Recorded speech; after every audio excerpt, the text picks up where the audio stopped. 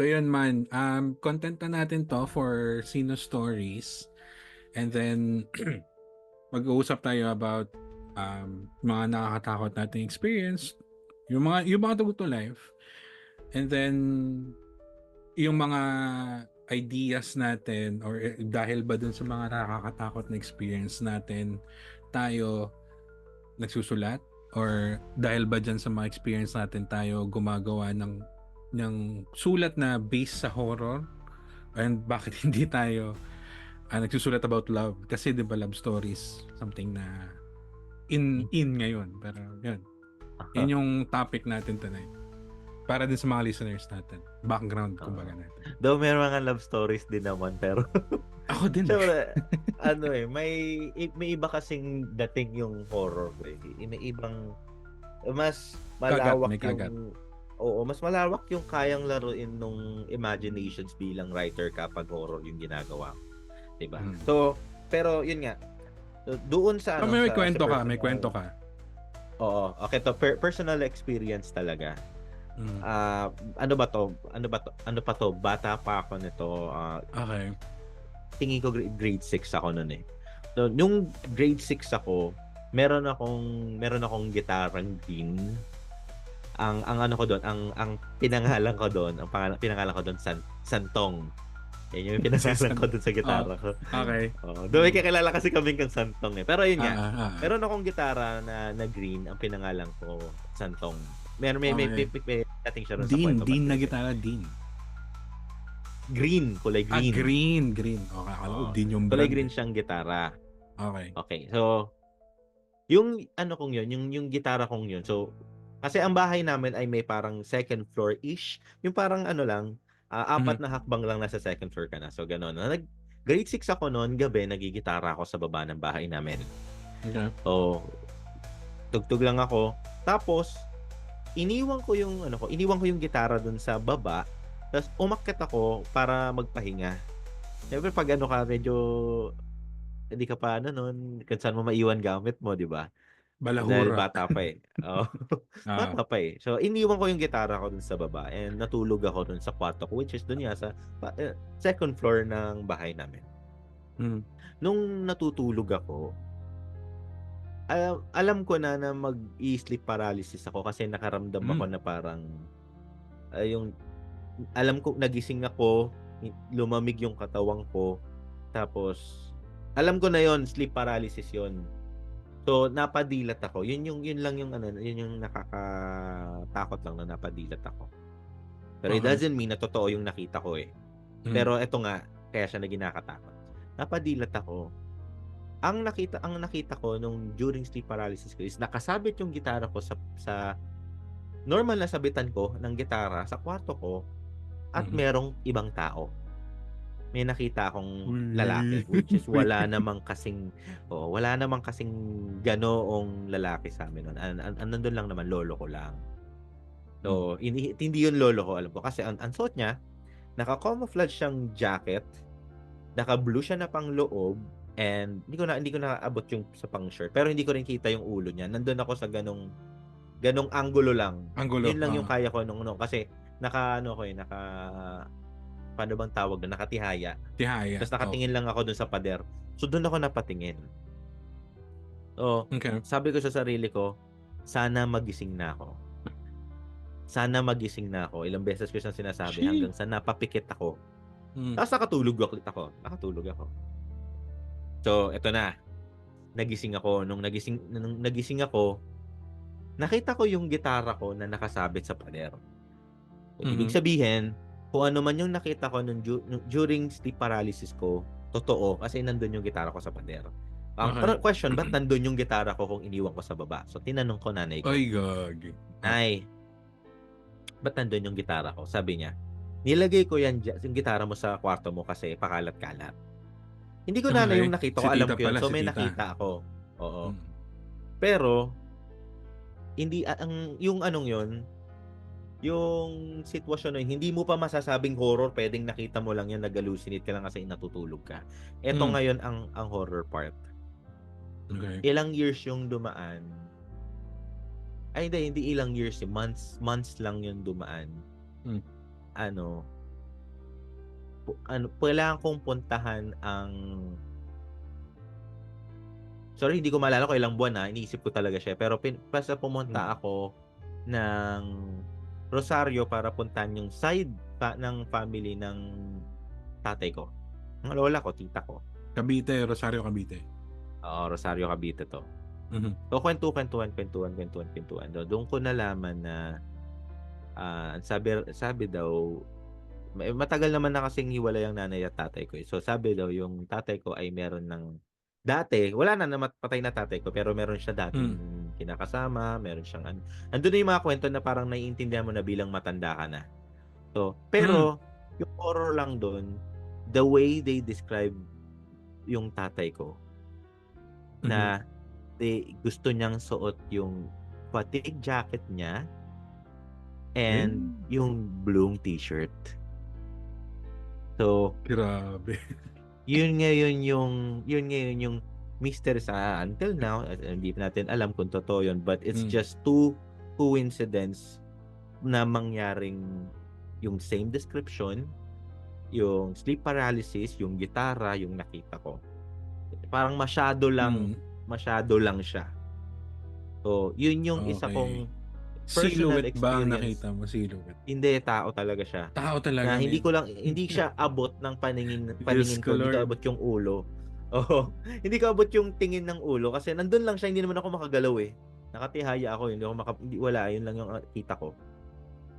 So, oh my. yun lang yung tumatapos so isa rin yun sa hindi ko alam kung totoo ba to or kung ayun pa rin, pero isa yan sa sa akin, ba't ako nagsusulat? Bakit? Yung ganyang mga idea yan na yung tanong ngayon. Kung bakit ka ba't ako nagsusulat? Yung something na hindi mo maipaliwanag, hindi ko mapaliwanag kung anong nangyari. Yan yung kumuha ng attention ko. 'Di ba? Na paano kung ganito, paano kung ganyan, paano kung ganito, hanggang sa I'm making my own stories na wala akong ginagawa. Paano kung ganito, paano kung ganyan, paano kung ganyan. So, yun yung experience ko. Ikaw ba? Anong mo? So, parang personal tinanong mo, na? Hindi, parang tinanong mo sarili mo na kung paano kaya kung ganito? Ano kaya mangyayari? Parang ganun nagkaroon ka ng question. Kaya ka nagsulat. Oo, dun na yun yung, ayun na. Yun na naglaro yung isip ko. Pero hindi lahat ikaw, ng kwento ano mo. Ano mo? Sige. Ako naman, yung reason ko why nagsulat ako is actually it's pretty much the same sa kwento mo, no? Dati hindi talaga ako nagsusulat ng horror. Ang sinusulat ko talaga love story, broken, emo. Yun, parang alam mo naman yung pinakauna kong kwento na sinulat ko na sineryoso ko is yung Takip Silim, which is may touch ng love story yun. Doon kasi ang nangyari nun, dati, kinuwento ko na buhay ko. Dati na nasa Bacolod pa ako kasi doon nga ako lumaki. Meron akong katagpuang babae. Maririnig na. Hindi, meron ako talagang girl before na every night man. Yung kwento ng Takip Silim kasi yun yung pinaka-first na kwento na sinulat ko. Every night, nakikita kami sa pier. Pier yun sa Bacolod na walang tao talagang pumupunta. And then, ayun, kasi ang ginagawa namin doon kami nag-uusap, though wala kaming commitment sa isa't isa noon. Just, gusto lang namin talagang tumambay. And then, syempre, sa kalaunan, syempre magkakaroon kayo ng ka-developan, di ba? Yun yung love story part doon. Pero yung one time kasi, ang nangyari noon, pinuntahan ko siya doon. Nauna ako lagi doon. And then, yung pier na yun, ang ilaw lang is yung barko, yung mga spotlights, mga ganyan. And then yung pinaka-spot namin, which is pinangingisdaan siya sa umaga. Kung umaga, may mga nagla-line fishing doon, yung pamingwit. Paggabi, as in, walang tao doon, blanco talaga yung lugar na yon. Akala ko nandun na siya, nauna na siya. Ngayon, tapos parang sa dulo pa lang, naaninagan ko na kasi dati nihiram ko pa yung motor ng tropa eh. Wala pa naman akong motor dati. Hiniram ako ng motor ng tropa para madala ko lang siya. And then sa dulo, sabi ko, ay, nandito na pala siya. Paano siya nakapunta dito? Parang ganon Mm. na hindi usual yun kasi usually kasi may spot kami na bago pumunta doon. Makikita mo na kami sa Pope Tower. Actually nandun yun sa story. Yung Pope Tower niya ginawa nung nagbisita si Pope John Paul. Pinatayo yun. Doon kami nakikita kasi maliwanag and then pupunta na kami doon sa madilim na part ng pier.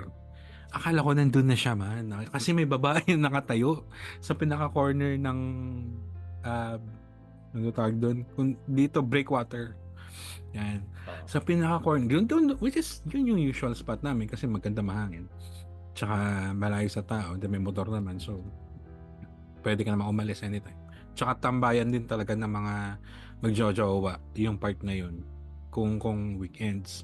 Kasi pumupunta kami doon weekdays. Para walang tao. Akala ko nandun na siya kasi may babae na nakatayo. Ay, alam mo yung malayo pala na ninagan mo na ay may someone, may something. Sabi ko siya, akala ko siya. E di, yun, papalapit na ako. This yung babae na yun, sa malayo man, hindi naman malabo mata ko nung dati, bata pa ako. Alam ko talagang babae kasi ano pa yung buhok niya, nag-sway pa yung buhok niya eh. Parang, tas nakatingin siya sa dagat. So sabi ko, akala ko nauna na siya. Paglapit ko man, hindi na siya, hindi tao. Hindi pala tao yun nandun. Ano siya? Ano bang tawag? Kugon? Kugon ba yun? Yung mataas na mga halaman. Yung parang damo na matatangkad. Oo.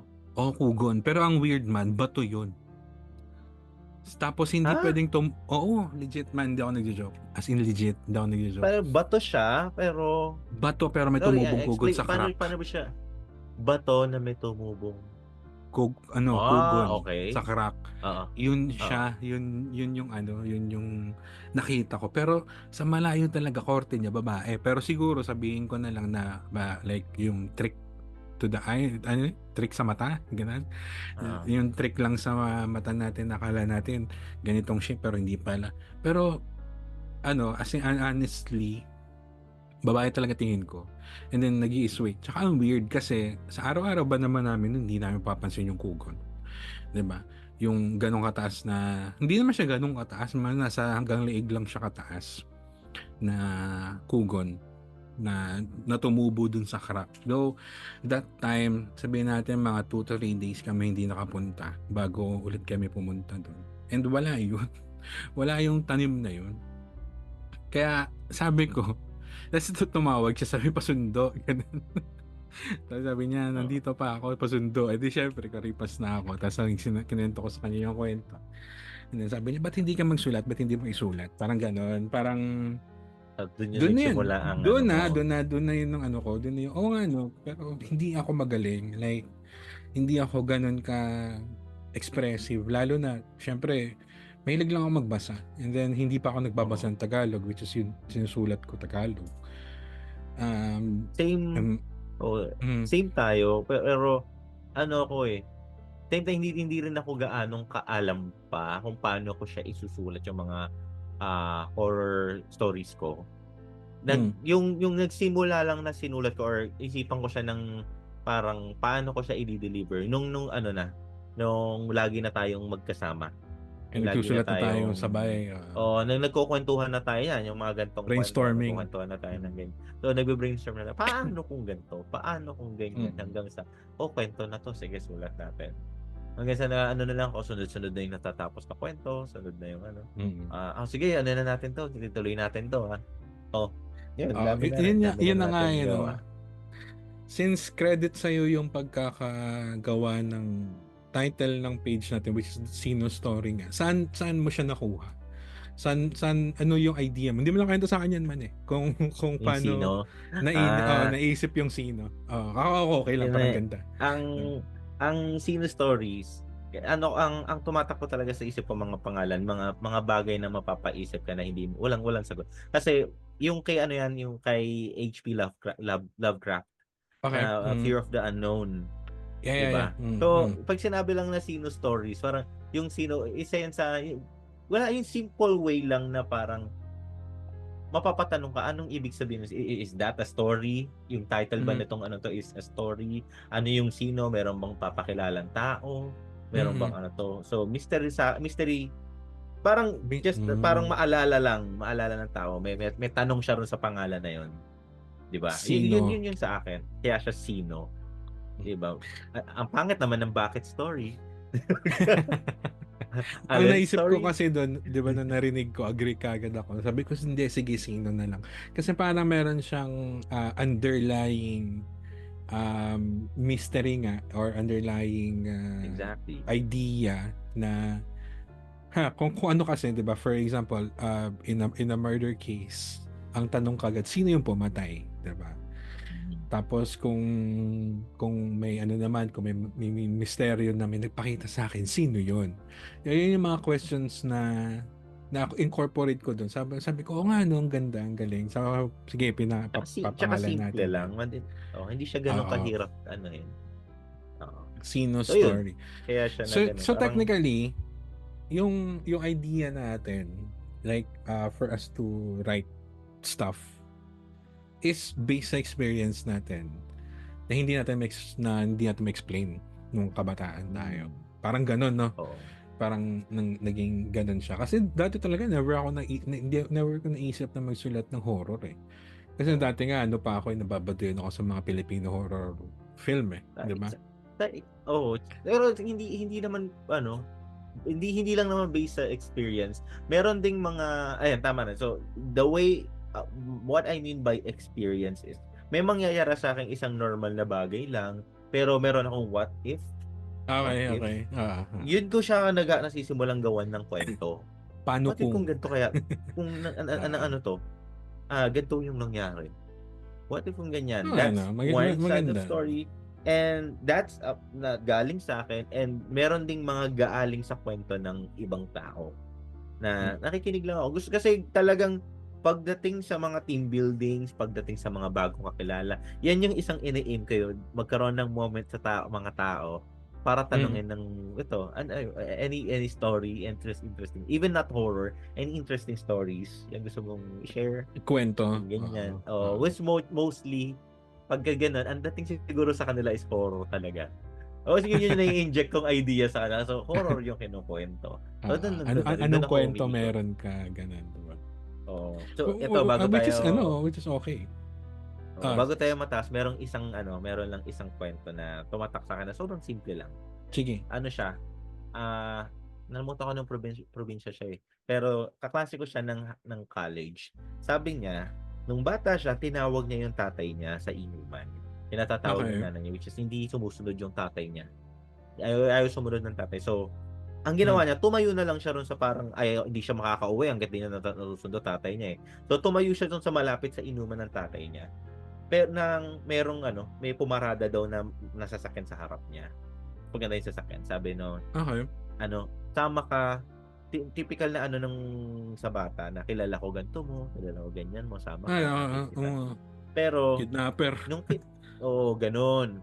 Pero nung sinakay siya, nagulat siya, probinsya pero nakarating agad sila ng city. Na ang bilis. Yun yung okay. yun yung pagkakaano na city na kaagad. So, kwento yan ng kaibigan mo Kaibigan ko na personal na kwento niya. Okay. Sabi niya, hindi niya alam. Tapos nung nandun siya, alam mo yung hindi paano ko ba siya hindi siya typical story ng Encanto na may pinapakain sa kanya pero ayaw niyang kainin. Okay. So okay na ako dun sa niya. So okay, narinig ko na yan. Pero sabi niya anong ayaw niyang kainin, pinalabas siya ng bahay. Nung pinalabas siya ng bahay, nagising siya sa gitna ng puno ng maraming kawayan. So alam mo, 'di ba? Alam mo yung mga kawayan na kumpul-kumpul yan, dikit-dikit yan. Nandun siya sa gitna. Damn. Nagising siya ron sa gitna na hindi niya alam anong gagawin niya kasi Siyempre, ipit Nakulong, ka, kulong siya, kulong. nakulong ka, hindi ka makagalaw, wala kang magagawa kundi sumigaw. And yung isa pang twist niyang kwento na yan is nung binuksan yung kawayan na yun, nandun yung kawayan na yun, nasa likod nung kinatatayuan niya nung hinihintay niya yung tatay niya. Yun. Oh my. So, yun yung kwento. Pero Yun based yung on kwento true niya. accounts yan. Based Yeah, on true kwento niya story, talaga no? yun. O, kwento niya talaga. So, yan yung parang, so kung may mga, parang ang thinking ko, pero kung may mga parang ganitong kwento pa pala, parang ang sarap siyang ikwento sa inuman, kwento sa Sa camping. iba, no? Hindi para isulat hindi siya Oo. isulat, pero ang sarap siyang parang ang dami kong ano. So doon, nagsimula ako. Tatanong ano, kwento mo, anong ganito mo. Pero nung nagsimula ako magkwento, syempre hindi ko pwedeng kunin yung mga kwento nila. So, I just, parang storage ko lang yung mga kwento na yan to make a not the same Twisted pero version oo, ng twisted kwento. version. Yun. Okay. So parang isa din 'yun sa mga way mo sa pagsusulat is to ask around or base din sa kwento ng ibang tao. Okay. Pwede. Actually ako ganun din naman. Pero mas madami ka kasi nakakausap compare mo sa akin. Di ako lumalabas ng bahay. Though yung mga kwento na like yung mga nasulat natin kasi basikyan mo na nga lang sa mga nasulat natin sa sino, mas marami ka dong entry eh. Do ako naman, ang dami ko kasi na-addict talaga akong magsulat. Oo, ang dami ko kasi iniisip for me naman na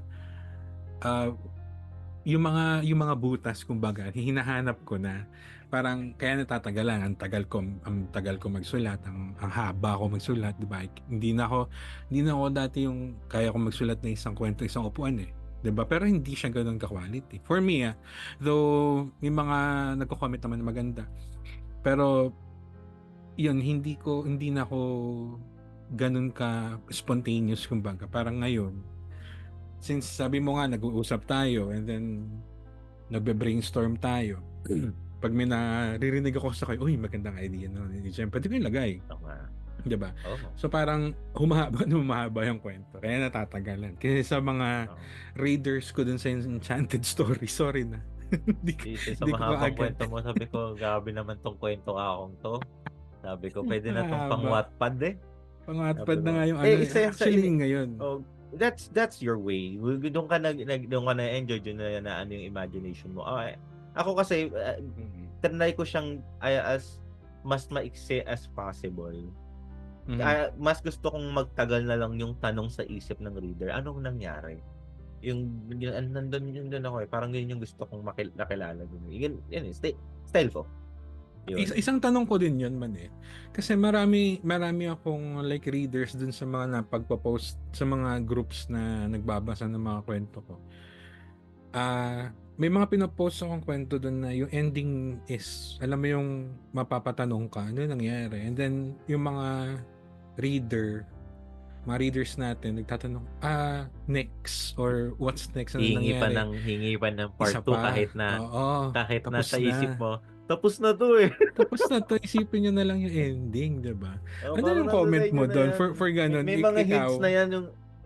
Oo. May mga hints na eh. Nandun na yung ano mo, paano mo siya ginawa, paano mo siya in-end. Pero syempre, yung mga readers natin gusto pa ng mas malalim na explanation. So, kung nagsusulat ka ba, mas gusto mo ba yung mag-ending siya ng walang resolve o yung ending na may resolution talaga na mafe-feel good yung reader? Meron ako ang gusto ko, ang ending ay obviously may twist since horror story thriller siya. May twist, but merong pang sumunod na twist. Ang twist ganun ng yung twist. Inception. Gusto ko siya yung ganoon, yung may twist siya. Yung twist na yon is yun yung to give hint ng ano bang mga nangyari sa kwento. Okay? And the second twist is just letting them experience being Jem. Yung second twist is yung what if. What if ito ang nangyari?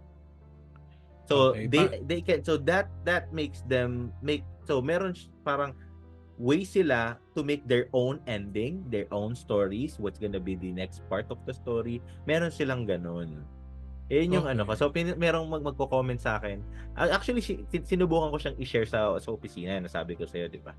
Tapos, natutuwa ako dun sa Okay. ganun kasi effective. Kasi, nagbibigay sila ng, so, ang ending nito, ganito.